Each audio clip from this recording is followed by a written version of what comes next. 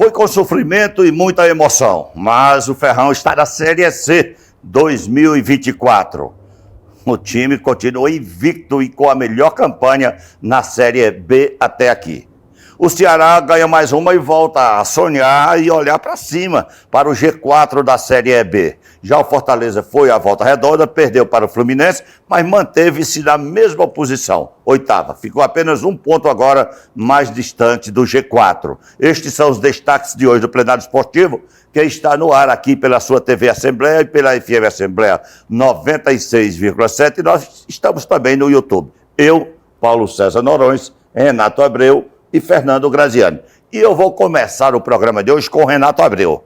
Renato, quanto sofrimento precisava um teste cardíaco desse para a torcida do Ferroviário ontem? Tudo bem? Tudo bem, Carlos Silva. Um abraço a todos, ao Fernando Graziani, ao PC Noronha, ao nosso público, telespectador e ouvinte também da FM Assembleia. O Ferroviário tem que... Eu juro, eu cheguei uma hora que eu imaginei assim... Você não foi não, né? Não fui não. Não seria sua culpa. Não. Eu disse assim, eu pensava que o jogo... Porque o Ferroviário, claro que foi justíssimo, né? 13 vitórias, 7 empates, invicto. Agora, seria uma hecatombe, né, se o Ferroviário perdesse a classificação. E foi por pouco, né? Eu pensava que porque o Ferroviário jogou melhor no jogo de ida. Teve até um gol mal anulado. Foi, verdade. Então, eu achava que ele iria... Estava bem no PV, até, não digo uma goleada, mas sem passar muito sufoco ele iria se classificar. Mas o problema é porque foi realmente um roteiro de filme do Alfred Hitchcock, né? Foi suspense até o fim. Bem ao estilo dos filmes do Hitchcock, o mestre suspense. Porque não é brincadeira não, você tomou um gol, né, houve uma falha horrorosa, depois você empata lá nos estertores, para ir para um pênalti, que é um negócio, né? É aquelas coisas que aí fica aquele negócio, tem coisa que só acontece com o Ferroviário, ou tem coisa que só acontece com o Botafogo, né?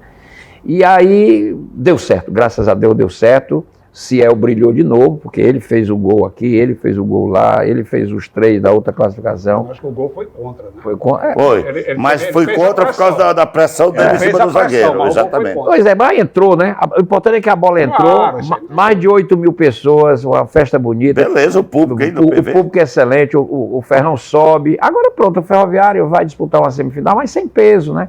Sem pressão, ele já conseguiu o seu objetivo.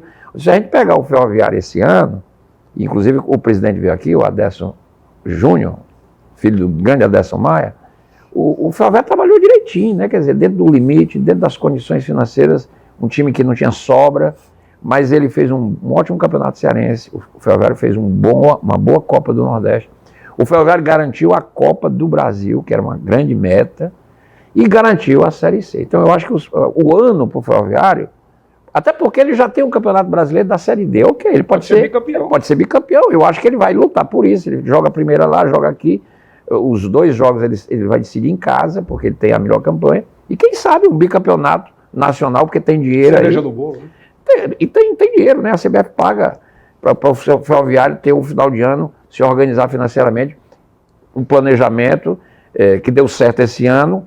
Porque eu fico imaginando, Paulo César, é o seguinte, você imaginou se o Ferroviário fracassasse nesse último jogo, nos pênaltis, olha a frustração que ficaria, todo o esforço que foi feito para nada, porque se não tivesse classificado, não adianta. Qual seria o estímulo desses jogos? Pois quais são os estímulos, para replanejar de novo a Série D ano que vem, graças a Deus deu certo, o Ferroviário está a nascer, se planejar, se organizar, fazer o que tem que fazer, nós vamos ter 2 representantes na Série, o Floresta também ficou, né, 4 na D, vamos ver se o Ceará sobe para ficar 2 na A, ou se o Ceará não subir, o Fortaleza na A e o Ceará... O Fortaleza não cair. Não, mas eu acho que o Fortaleza não passa perigo para não cair. Todas as possibilidades têm que ser colocadas. Eu também acho que não. Na minha visão, o Fortaleza é um time que é competitivo, eu acho que ele não vai passar sufoco não, a briga está muito boa lá embaixo. Verdade.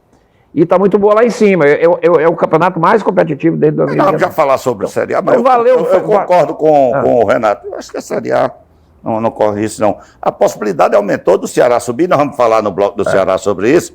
Mas viva o Ferrão, viva o Ferrão. Mas ainda sobre o Ferrão, parabéns ao PC, você me chamava a atenção, antes do programa, para um detalhe importante.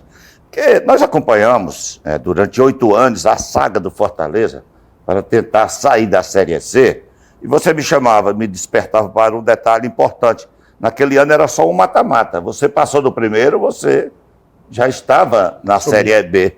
O Ferroviário não. Teve que enfrentar 3 mata-matas. Já pensou você ganhar 2, como ele ganhou, e morrer no outro, sobrando, e morrer no último, dentro de casa, com o maior público dele no ano? Seria realmente muito traumatizante, não? Rapaz, demais. Quando eu vi aquele gol do Maranhão, me passou aqui aqueles filmes, momentos que eu Aqueles filmes, porque o roteiro estava muito semelhante, né? Você fazer uma campanha maravilhosa na primeira fase, passar por todo mundo, ter um time melhor dentro de campo, mas no momento da decisão, com o estádio cheio e tal, o Fortaleza no final acabava dançando, né? E o Ferroviário, naquele momento, acho que o próprio torcedor do Ferroviário, acho que não tenho certeza que todos os torcedores que estavam no estádio naquele momento deve ter baixado assim, um baque tremendo, porque foi muito duro. A maneira como o pessoal do Maranhão comemorou em campo. E era natural, porque ali quem vai acreditar que depois o Maranhão jogava por uma bola, ele jogou por uma bola o jogo todinho. Seria um se fechou bem ali e ia nos contra-ataques tentando, até que na falha do Alisson, ótimo zagueiro Alisson, zagueiro artilheiro, acabou falhando no momento crucial. Para ele e para o torcedor do Ferroviário, graças a Deus que houve tempo ainda e uma pressão intensa que acabou redundando no gol do empate. Aí você tem alguns elementos importantes, né, que costumam aparecer nesse momento de decisão. Primeiro, o Ciel, que embora não tenha feito o gol do empate, participou pela pressão que fez. Não fez diretamente. Não fez diretamente, mas ele participou pela pressão que ele exerceu em cima, tanto que, num primeiro momento, todo mundo achou que o gol era dele. Exato. Porque ele estava tão presente ali no lance que parecia que o gol pensei que era dele. ele mesmo. Não, mas todo mundo, até a transmissão, o narrador narrou como gol. Até ele comemorou como se fosse dele. Por trás é que mostrou que o gol tinha sido de cabeça do zagueiro, mas muito por conta de estar sendo acossado pelo Ciel. E o Ciel brilha na primeira cobrança do Ferroviário, batendo com muita categoria. Agora, eu queria destacar aquele tipo de jogador que aparece no momento de decisão. E esse jogador ontem foi o Douglas, o goleiro do Ferroviário, que não é a primeira vez que brilha em decisão. Vamos lembrar, no tricampeonato do Fortaleza em 2009, exato, ele fez uma defesa no final do jogo, num chute do Boiadeiro. Foi um gol monumental a defesa que garantiu o tricampeonato do Fortaleza. O Boiadeiro pegou de primeira, a bola no era um rebote. E ele de mão trocada foi lá, exatamente. Então ele já tem na sua carreira aí alguns momentos assim. Tem estratégia para pegar pênalti. De brilhar, né, no momento exato. E ele tem, isso eu já havia visto em entrevistas que ele tinha dado anteriormente, ele falando que em decisões por pênaltis, e qualquer pênalti que ele vai para o confronto, né, ele diz o seguinte: se bater mal, eu pego. Eu espero, né? Ele tem uma frieza na hora da cobrança do pênalti, ele só sai no último instante. Eu não tenho a menor dúvida de dizer que ele forçou aquele zagueiro Leone, lá do Maranhão, ao erro naquele ali. O Leone não queria dar aquela paradinha ali. Mas ele foi tão frio, ele desmontou o jogador adversário. O cara esperou ele sair. O cara foi achando que ele ia sair.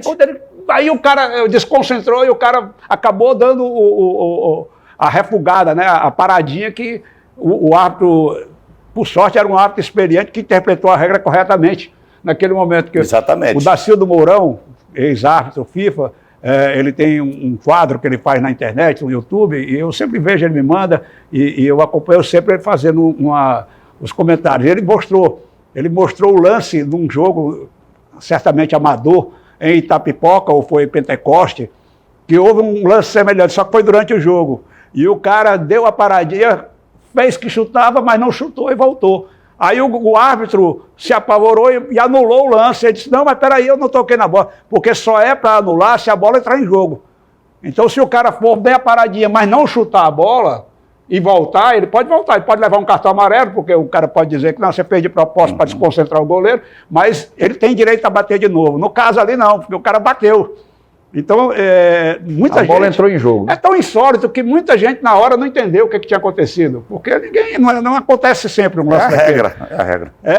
Graças a Deus. E acabou dando tudo certo. Mas eu volto a dizer, a participação do Douglas foi fundamental porque ele induziu o cidadão lá, o zagueiro do time do Maranhão, a fazer aquela besteira que eu acho que psicologicamente custou ao Maranhão a derrota, né? Porque depois o clima ficou todo favorável para o Ferroviário, já tinha conseguido um empate que ninguém esperava mais, e aí você já começa a cobrança naquele ritmo, você criou um clima muito favorável ao Ferroviário. Parabéns ao Ferroviário. Aliás, volto a dizer que está consumado aí o objetivo principal, que era subir para a Série C, mas é muito importante continuar focado e brigar pelo título. Como o Renato bem lembrou aqui, ainda tem dinheiro em jogo, e dinheiro lá na Barra não é fácil, não é nada, não está sobrando nada. Pelo contrário, quanto melhor. E outra coisa, você botar a segunda estrelinha aqui em cima do escudo é fantástico. Agora, uma curiosidade, eu vou torcer particularmente, o Ferroviário vai pegar agora na semifinal o Caxias, primeiro jogo lá no Rio Grande do Sul, o segundo jogo no PV. E na outra semifinal, o Clube Atlético lá de São João del Rei. Minas vai pegar a Ferroviária de Araraquara. Então eu desde já estou torcendo por uma final Ferroviário contra Ferroviária. É o clássico Ferrinho contra Ferrinha. Os primos. Sabia que chamam de Ferrinha? Ferrinha? É Ferrinha. Sabia não. Então Ferrinho contra a Ferrinha. Tomara que lá não tenha esse negócio de ser ferrona agora, né?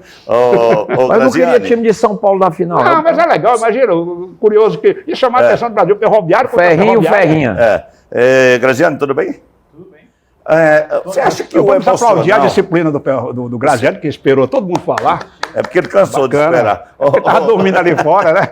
Graziano, você acha que o emocional prejudicou um pouco o Ferroviário nesse jogo? Porque era a última oportunidade. Ele não poderia tropeçar. Ontem ia tropeçando. Você acha que o psicológico, o emocional entraram em campo junto com os jogadores do Ferroviário na partida de ontem? Não tenho a menor dúvida. Boa noite para todo mundo. O Alisson mesmo, que é um baita zagueiro, fico com muita pena dele na hora do lance. Que bom, né? Que bom que... Deu certo, né? Ele mesmo falou na entrevista depois do jogo, pessoal, eu sei que o futebol é coletivo, mas eu vou ficar marcado, eu ia ficar marcado o resto da vida por essa situação. Acho que ele talvez do elenco... Logo ele seria muito injusto, né? Então, talvez seja... Nenhum jogador merece, né, ter essa pecha errada dessa forma, mas ele não merecia de jeito nenhum, né? Ainda bem que deu certo e que... Tô olhando aqui, eu tô meio torto, né? Eu sou torto, né? Eu sou torto. Acho que essa linha também, ela Eu acho que talvez seja linda. Eu acho que aquela derrota do São Paulo para LDU deixou meio tudo. Mas é uma derrota esperada, né? Esperada. Não dá pra esperar nada do São Paulo de bom. Bom, é o seguinte, pelo menos esse final de semana não perdeu, né? Não jogou, não perdeu. Bom, mas eu acho o seguinte, que o Ferroviário sentiu a pressão da torcida. Para muitos jogadores era uma novidade jogar com tanta gente. E a gente lamenta que todo jogo do Ferroviário não tenha, né, aquela presença de público, porque isso certamente incentivaria o Ferroviário a dar outros passos, né? Você vê que da renda, o Ferroviário ficou com... A renda foi 150 mil mais ou menos, o Ferroviário ficou com 99 mil reais. Quer queira, não é um dinheiro novo. Pagou o churrasco, a comemoração, que varou a madrugada. É um dinheiro novo, que precisava ser, né, gerado de outras formas. Eu conversei com o presidente do Ferroviário hoje, lá na Rádio Povo, ele falou, olha, Graziani, cada mês é uma batalha para a gente pagar. Hoje está tudo em dia, mas você vê, agora vai ficar um tempão sem jogo, né? Depois que acaba. O Ferroviário, sendo campeão ou não... Final, mas sendo campeão ou não, outubro, novembro e dezembro não tem jogo. Termina quando? Acho que termina em outubro. Mas é um jogo ali, né? Não, acho que nem isso. Só tem mais dois jogos em casa. Na realidade, ele vai ficar 3 meses parado. Mas ele ganhou o ano inteiro de planejamento, Série C. Ele tem calendário, Copa do Brasil. Ele tem calendário, mas é difícil. Por exemplo, o Douglas já renovou o contrato. Ótimo, talvez tenha alguma proposta, mas de qualquer maneira ele tem contrato renovado. Tem muitos jogadores para renovar o contrato. Tem a situação do Kobayashi, que ontem deixou claro que se algumas situações estruturais não melhorarem, talvez ele não fique. Né? Tudo isso vai ter que ser discutido depois, né, da Série D. Para o planejamento não... eu tenho comentado todos os jogos da Série C do Campeonato Brasileiro, inclusive começou agora nesse final de semana os 2 quadrangulares, que a gente espera que o Ferroviário esteja o ano que vem. E os times são de muito bom nível. O São Bernardo, por exemplo, tem um elenco impressionante. Ele deu um problema ali no meio da temporada. Fizeram no começo do campeonato. No Paulista, exatamente. O técnico já tem há 2 anos, o Márcio Zanardi. Aquele relógio Magnum é o dono. Time de empresário lá? Relógio Magnum. Comprou. Então, é uma estrutura absurda. O Ferroviário vai encontrar times muito bem montados na Série C. Pode ser que o São Bernardo... E o presidente do Ferroviário me falou que está em estudo a coisa da SAF, né? Mas que as dívidas do Ferroviário estão controladas. Então, eu acho que esse passo para a Série C tem que vir junto com muitas outras coisas, né? Com a continuidade do profissionalismo. Reformular. Tem gente muito boa lá. Olha os times que o Ferroviário pode pegar no ano que vem. Você já falou do São Bernardo, que é um time bem arrumadinho. Se não der São Bernardo, dá o Operário do Paraná, que é um time também. O líder também, né?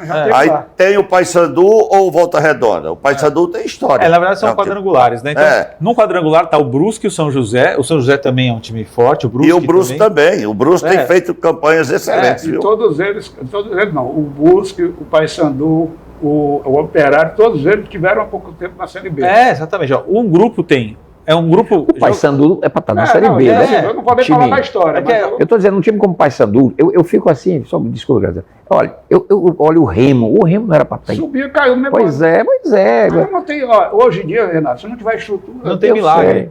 É um time que tem torcida, eu queria ver esse time na Série B. O Remo, por exemplo, ele ficou brigando para não cair para a Série D até quase o final. Horrível. Caiu na pior maneira. Então a gente tem num quadrangular o Brusque e o São José, o São Bernardo e o Operário de um lado, e no 2 sobem, e do outro quadrangular tem o Volta Redonda, que está com um baita time, melhor ataque da Série C. Tem o menino Ítalo lá, que jogaria em qualquer lugar, inclusive jogaria na Série B tranquilamente. Paysandu e Volta Redonda empataram ontem 1-1, e o Botafogo da Paraíba, que ganhou do Amazonas. Que também gosta de sobe e desce. Mas o Botafogo, na verdade, nunca disputou a Série B. A última vez foi na década de 80. Não, ele disputou há um tempo. Mas o Botafogo da Paraíba não. Ele está 10 anos na Série C. O time que mais tempo está na Série C. Ele disputou foi a B com o Fortaleza. Tem razão. A C, né, com o Fortaleza. A C com o Fortaleza. Mas, então eu vejo o Ferroviário nessa toada, precisa continuar. Você vê, hoje mesmo a gente entrevistou, ele estava lá em reunião, o presidente Ferroviário, já projetando, já avaliando, já tentando ver as possibilidades. Tem uma vantagem que é a experiência recente, né? O Ferroviário chegou a subir na mesma circunstância, ganhou a Série C. Até dei risada, porque hoje alguém falou assim... Vai motivar também a chegada de patrocínio, né? Coisas boas. Tudo melhora, a ascensão, o apoio da CBF melhora, a logística melhora. Claro. Quer dizer, o nível de jogadores que vão querer vir para o Ferroviário, estando na C, é o nível mais elevado, tudo contribui para uma ascensão geral. Hoje a Série C, todos os jogos, os 10 jogos por rodada são transmitidos.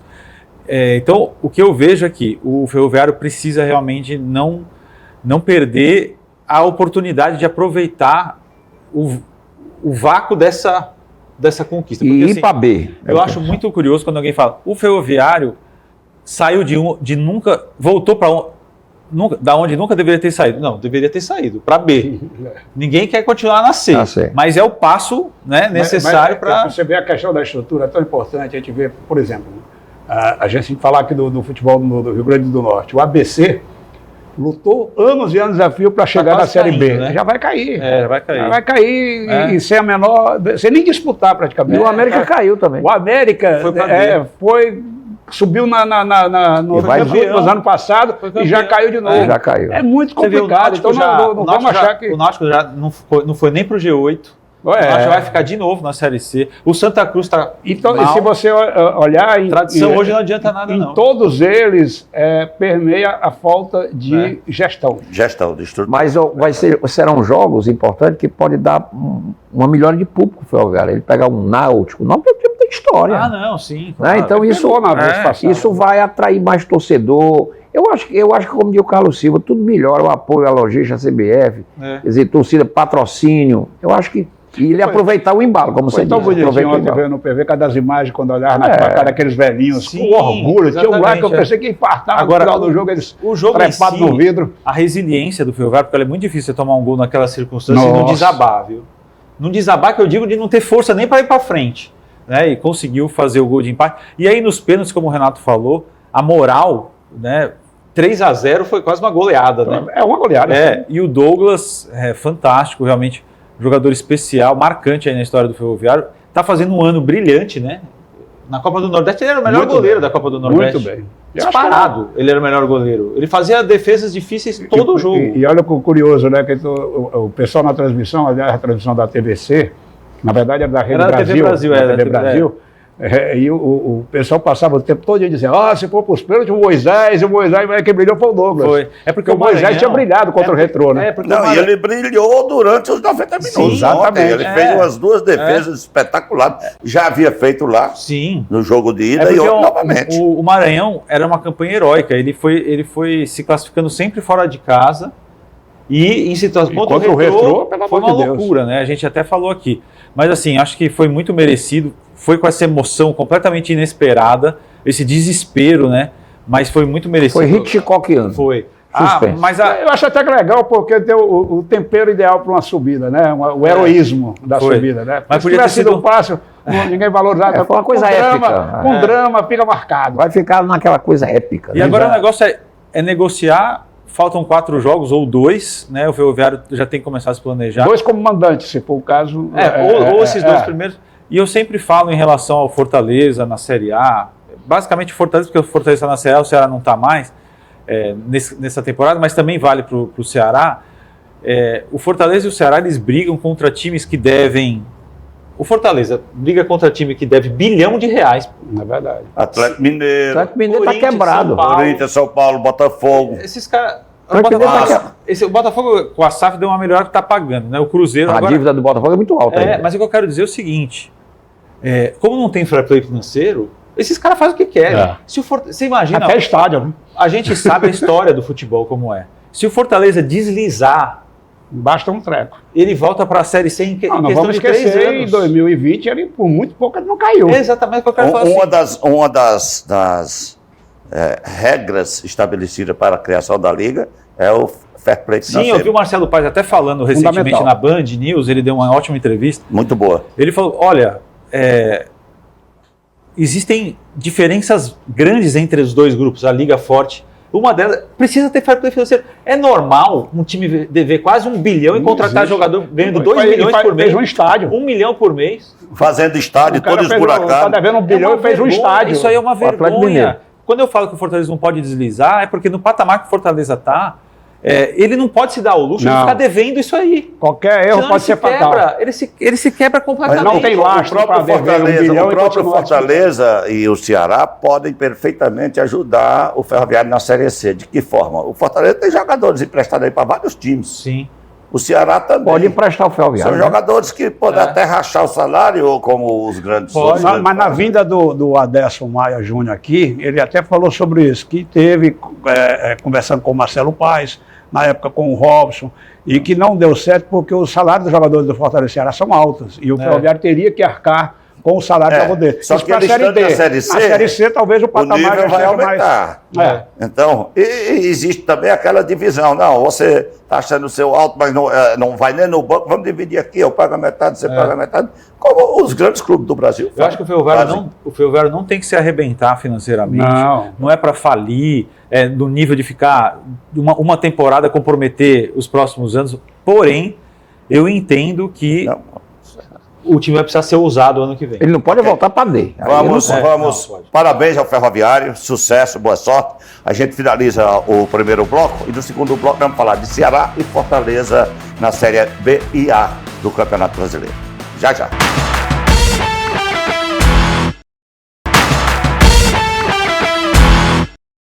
De volta com o Plenário Esportivo, aqui pela TV Assembleia, FM Assembleia e também no YouTube. Vamos falar agora do Ceará, porque o Alvinegro de Porangabuçu ganhou do Criciúma, que não é fácil. Aliás, a segunda vitória no ano. Ganhou lá e ganhou aqui. E se aproximou bem mais do pelotão de frente, do G4. O Alvinegro já sonha, continua sonhando e olhando, mirado direto no G4. O astral no Ceará parece que melhorou, né, o Paulo César, depois da chegada do Mancini e desses 3 pontos conquistados no Castelão. Somadas as duas situações, cria um clima muito melhor, né? Porque se fosse uma vitória com o Guto, aí já ganhou umas também, depois perdeu, agora não. O torcedor do Ceará, ele quer um motivo para confiar, ele quer acreditar que é possível.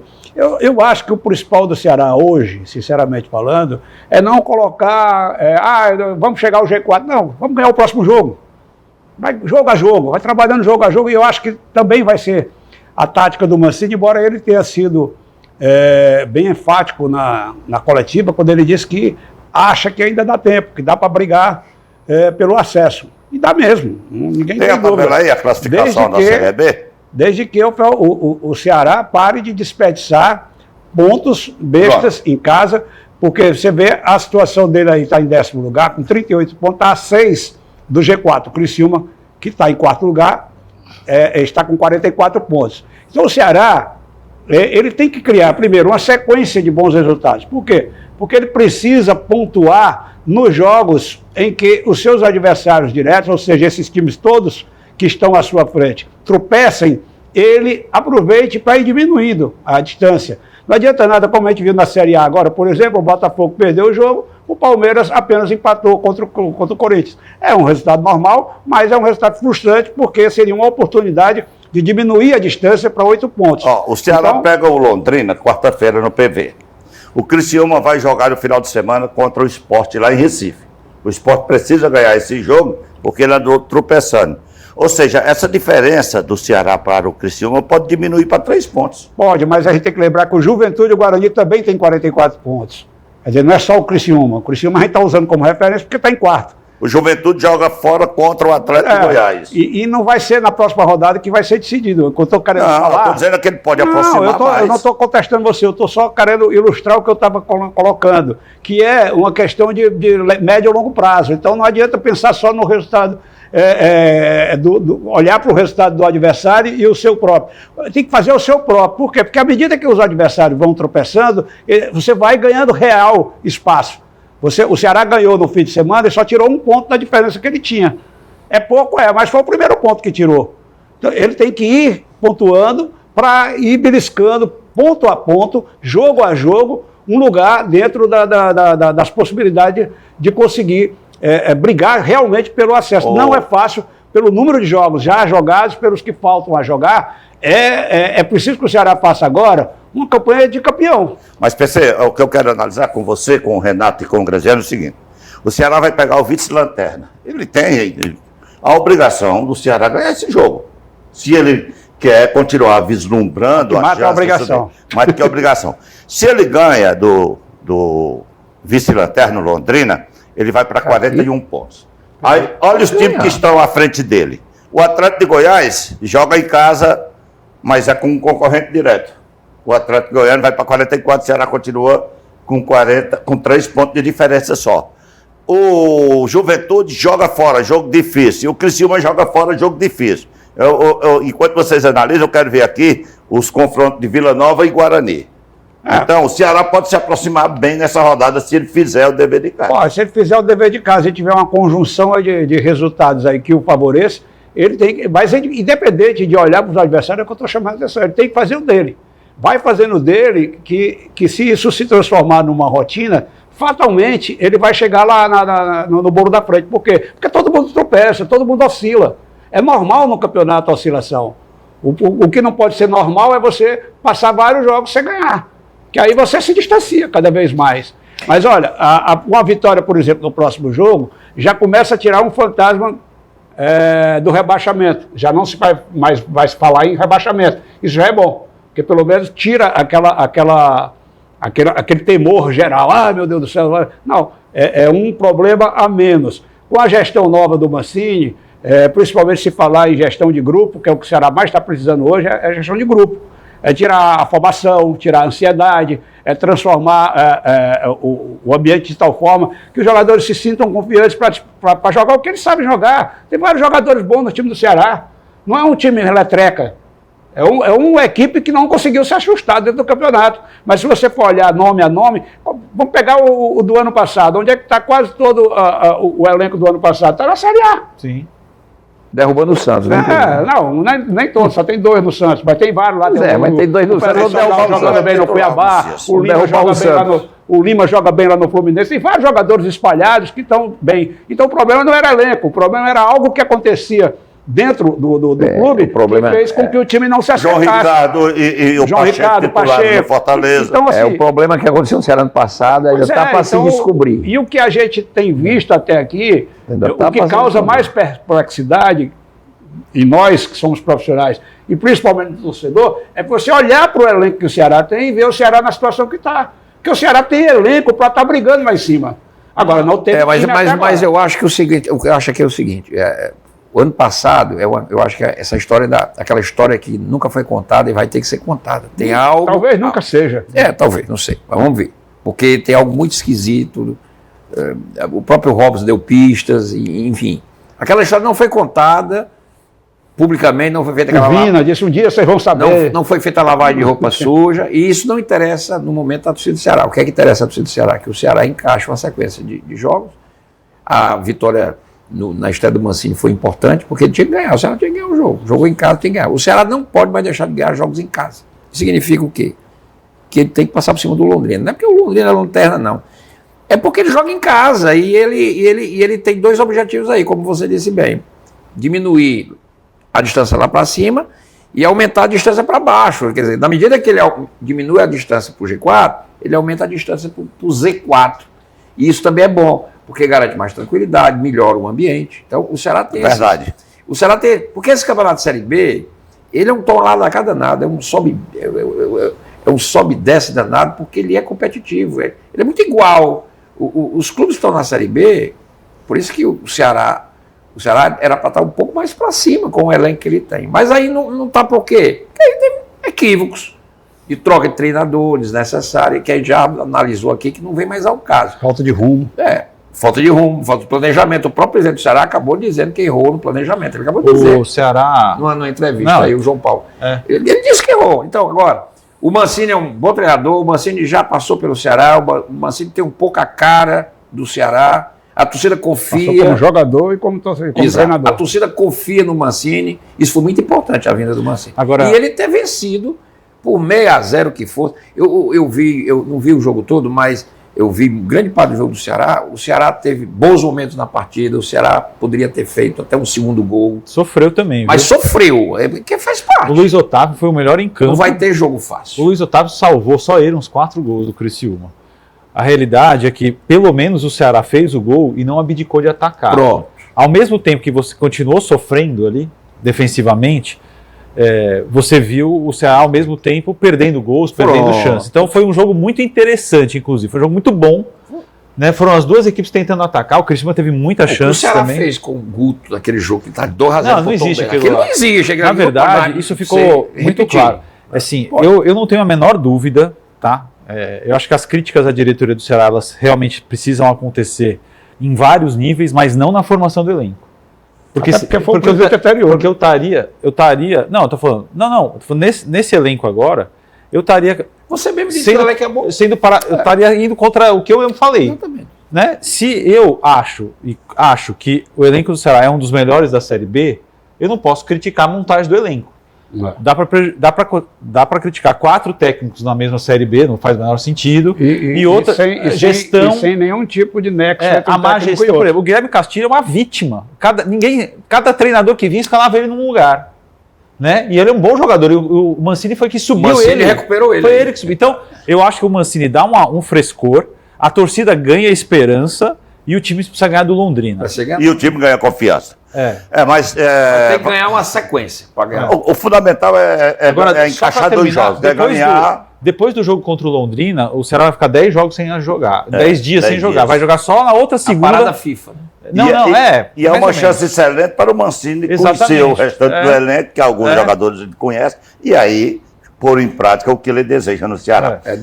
Deu certo para o Flamengo. Né? Graziano, eu comecei um bloco com o Renato Abreu, outro com o PC, agora eu vou começar com você. Se eles deixarem... E o Fortaleza, depois de 5 vitórias consecutivas, perdeu um jogo em que foi equilibrado, bastante equilibrado, um lance de muita felicidade de um lateral esquerdo bater com o pé direito num chute cruzado e defensável, mas não é motivo nenhum para os tricolores se desanimarem, né? Não, mas a torcida do Fortaleza hoje tem um nível de exigência muito alto e eu vi muita gente brava com esse jogo. Muita gente brava com o Galhardo, brava com o João Ricardo, brava com o Pochettino, brava com os gols perdidos. E aí eu acho que o Fortaleza bobeou. Tem gente que fica brava quando ganha, mas... Agora eu acho... Empataram com o Atlético Mineiro um jogo aí, eu não lembro qual foi, e jogando muita bola, e a torcida reclamando que o time não ganhou do Atlético lá em Minas. Mas eu acho assim, que é muito bom que a torcida esteja mal acostumada, mas de toda forma, eu acho que o Fortaleza jogou melhor que o Fluminense. Foi nem equilibrado, não, acho que o Fortaleza jogou melhor. E foi cruel demais essa derrota. Foi cruel, porque não foi aquela derrota. E eu acho que a exigência da torcida ela faz sentido, porque se fosse aquele jogo que o Fluminense massacrou, perdeu gol, fez um monte de jogada... O goleiro fez milagre. Não foi isso, o Fortaleza jogou melhor, pô. Aí, o problema é esse, perde gol demais. E a questão não é nem... Quando eu falo perde gol, perde oportunidade, não é perder gol na cara do gol, não. É contra-ataque livre, o cara erra um passe ali, entendeu? E aconteceu muitas vezes isso no jogo. Tem acontecido muitas vezes. Então, quer dizer, foi... O Guilherme perdeu um rebote de um chute do Pikachu, a bola voltou no pé dele e carimbou o zagueiro. Então, a realidade é que o Fortaleza perdeu 3 pontos que não precisava. O empate, eu já diria que, olha, ia ser bom pro Fluminense o empate. O Fernando Diniz reclamou pra caramba, aliás... Tá subindo a cabeça desse rapaz. Chato, tá subindo a cabeça desse rapaz. Que ele não reclamou? Não, mas agora que ele é técnico da seleção também, meu Deus do céu, ele tá se achando o rei da barriga. Eu acho que ele já era assim. O campeão de chatice é o do Palmeiras. É intragável. Não, o Abel, né? Dizer que eu acho que o árbitro fez um grande jogo ontem. Não, mas eu acho, viu? E lembrando que o Vojvoda só está no Fortaleza porque o Diniz recusou, tá? Pronto. Agora deixa eu dizer uma coisa. Eu acho. Eu lamento essa derrota do Fortaleza pela circunstância, foi do fim do jogo. Mas eu vou dizer uma coisa. Não é esse negócio de dizer que foi injusta. Não existe negócio de injustiça. Não, injusto não. Eu não falei. Eu quis dizer. Sim, entendi. Mas não teve erro de arbitragem, para mim não é injusto. Exatamente. Eu vi. Injusta, por exemplo, foi a derrota do Botafogo pro Flamengo. Um gol. Injusta, não sei o quê. Não, hora injusta. A perder gol, todo time perde. O Pedro perdeu 2 gols contra o Botafogo. Na verdade é incompetência. E eu estava torcendo para ele fazer gol, porque. Muito bem feito, o Gabigol foi para o banco com uma certa, corretíssima decisão. O X da questão do Fortaleza nesse jogo é porque o time criou e poderia ter conseguido um resultado melhor. O Vojvoda disse exatamente isso, que o resultado não foi compatível com a produção do time. Eu concordo com ele. Não é que é injusto. É uma questão de semântica. Não, mas não é injusto. Ele quer dizer que é injusto pelo volume. O resultado poderia ter sido mais. Mas evidentemente que futebol é a competência de botar a bola para ele. Exatamente. Aí não quer dizer que foi injusto. O que foi dolorido é que o Fortaleza tomou o gol no finalzinho, né, da circunstância que o Carlos Silva já disse aí. Mas é bom e ainda quase empata. Mas é bom lembrar também que tem jogo que o Fortaleza também ganha no finalzinho também. O futebol é assim. Renato, só para ilustrar o que o Graziano falou logo no início do comentário dele, na questão da finalização, do acerto final do passe. No primeiro lance do jogo, o Pikachu pegou, um entrou pela direita, Guilherme e o Lucero sozinhos lá do outro lado. Agora, ele tentou meter na cabeça do Lucero e errou, a bola foi para a linha de fundo. Sabe o que é que eu não entendi? O estádio do Botafogo, o Botafogo jogou com o Flamengo sábado à noite. A grama é sintética. Por que aquele estádio não foi usado para o jogo Fortaleza Fluminense? Porque levaram para um estádio Letreca. Mas porque o estádio é do Botafogo. Pois é, um gramado horroroso. É verdade. Não é casa de mãe Chica, não. Eu quero jogar aí. Não, mas entendi. Mas peraí, o Maracanã está fechado. Qual o problema de jogar ali naquela grama? Porque é o futebol brasileiro. Você quer coerência de dirigente brasileiro? Mas é uma bagunça. Porque o jogo foi prejudicado. O Flamengo e o Botafogo foi o melhor jogo do campeonato. Excelente. Aí o jogo do Fortaleza, concordo com tudo que o Graziano, mas foi prejudicado pela condição do Não, o Diniz também ficou pé da vida. Só um detalhe, é muito bom ter no futebol cearense um técnico como o Vojvoda, inclusive porque as entrevistas dele não são entrevistas que fogem da realidade. Não são populistas. Não são populistas. Ele nem fala, a mesmice de todos. E nem ele cria uma realidade paralela, como a gente viu em alguns outros técnicos. O Guto, por exemplo, coitado, ele criava uma realidade paralela, só ele viu o jogo. E o do Palmeiras também. Ele não, só vê o jogo que ele esses caras, eles acham que todo mundo é imbecil.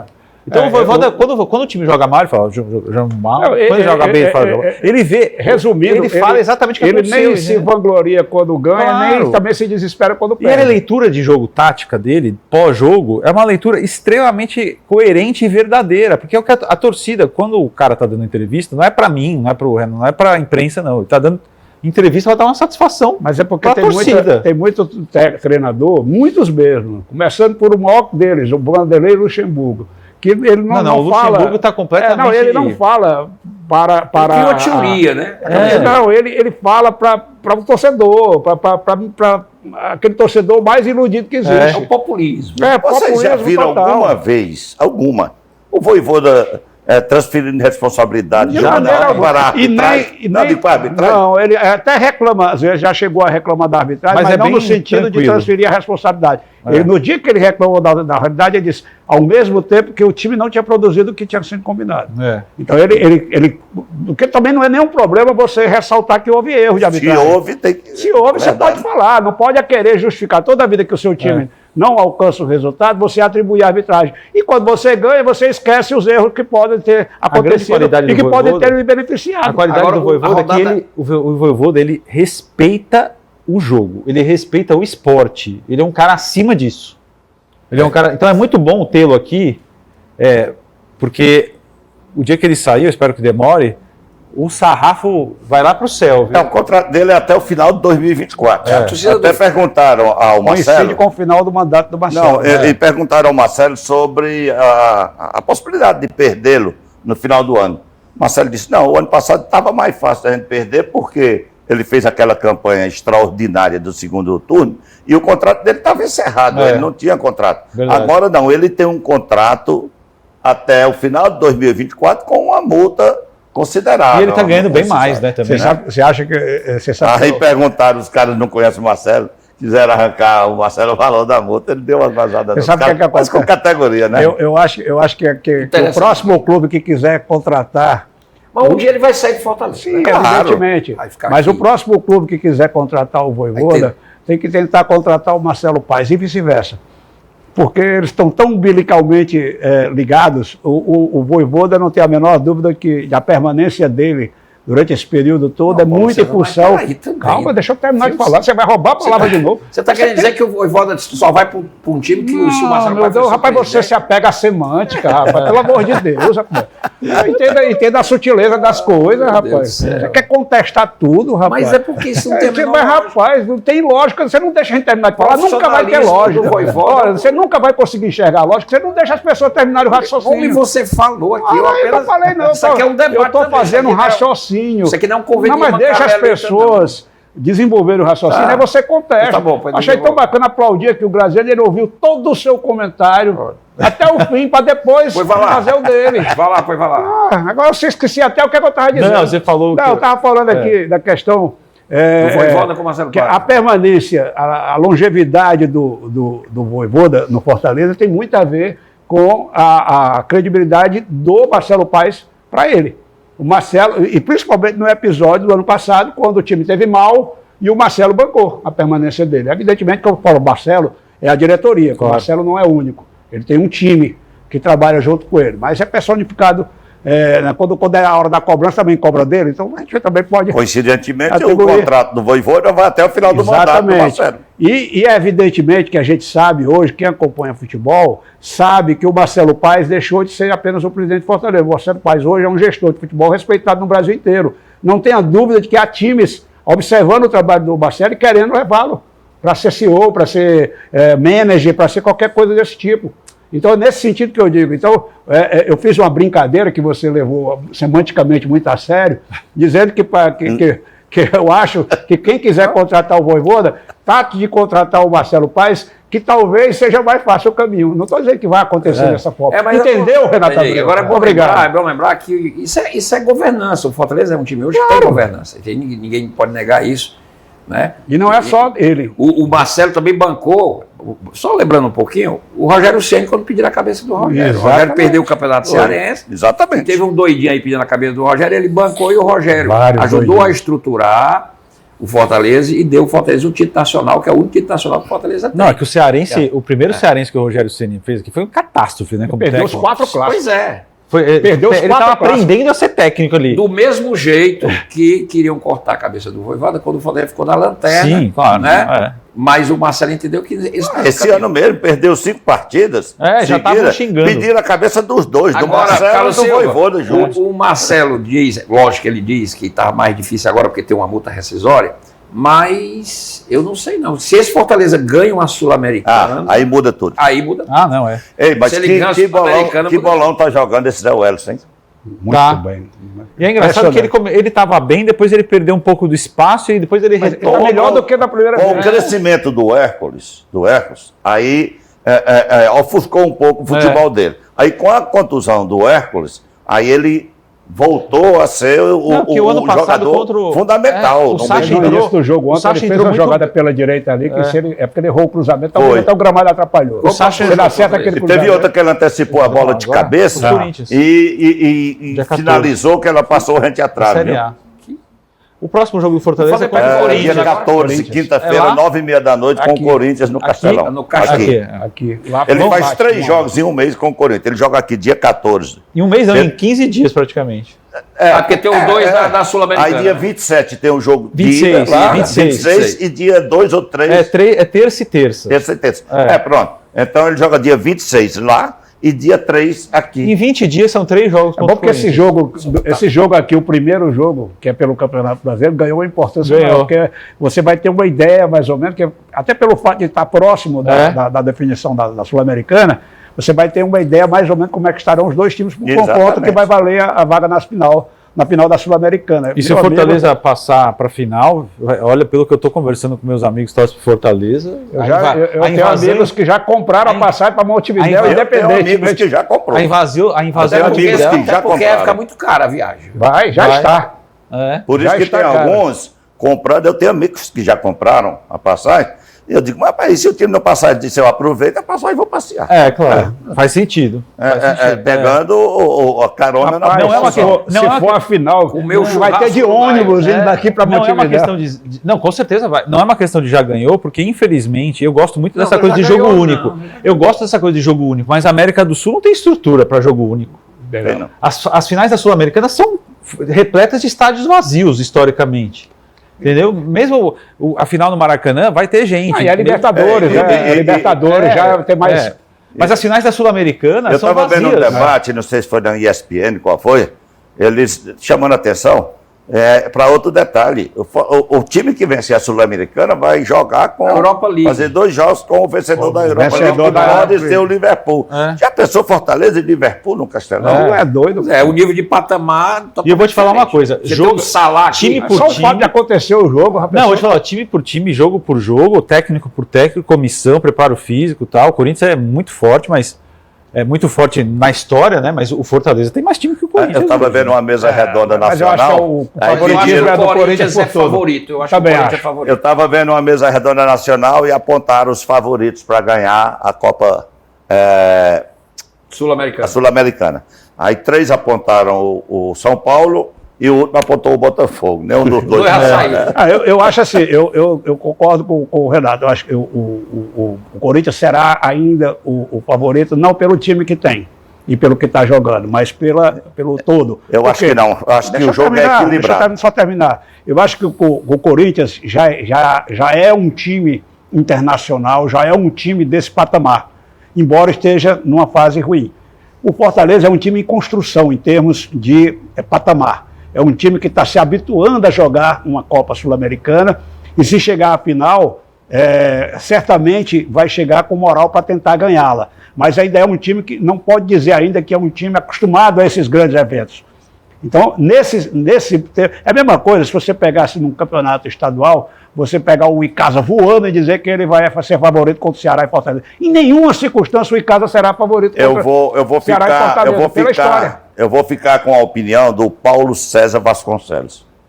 Ele disse: Fortaleza chegou num patamar hoje que ele enfrenta qualquer um dos 20 times da Série A em qualquer estádio do Brasil de igual para igual. Isso eu concordo Não interessa com ele. se é no Castelão, no Maracanã, no Mineirão, no Beira-Rio, onde quer que seja. Isso eu concordo com ele. E mostrou isso na Sul-Americana, lá no Chile, mostrou isso na Argentina, mostrou isso no Paraguai. O Fortaleza é um time, além de bem treinado hoje, é um time maduro. Um time que não se intimida com qualquer coisa. Ele joga de igual para igual, com qualquer um. Eu concordo plenamente E com vai ele. ter uma Agora, grande num jogo de oportunidade pra 180 provar. minutos, a gente sabe como é complicado. A gente viu o confronto com o Cerro Porteño no início do ano. O Cerro Porteño é um time já mais tarimbado historicamente na competição internacional. E o Libertad. Não é melhor do que o Fortaleza, mas é um time que tem mais história e tem mais, já conhece bem o que é disputar. O Corinthians, por exemplo, eu acho que esse confronto vai ser muito decidido no primeiro jogo lá em São Paulo. Ok. Que é o jogo onde o Corinthians... E um detalhe, Carlos, olha, jogo de mata-mata é outro nível, e valendo a final de uma Sul-Americana, é outra exigência. E é só mata. E é só mata. Eu acho que o jogo final, crucial é o jogo do Itaquerão. Pronto, pois com essa análise mais do que correta do Renato Abreu, nós vamos encerrando o plenário esportivo de hoje, torcendo para que Ceará ganhe na quarta-feira, se reerga cada vez mais no campeonato e esperar agora, depois da data FIFA, o retorno do Fortaleza e do próprio Ceará. E depois do jogo de quarta-feira, dar uma parada também para o Mancini poder ajustar melhor as peças. O plenário esportivo volta na próxima segunda-feira, se Deus quiser. Um forte abraço a todos e uma excelente semana.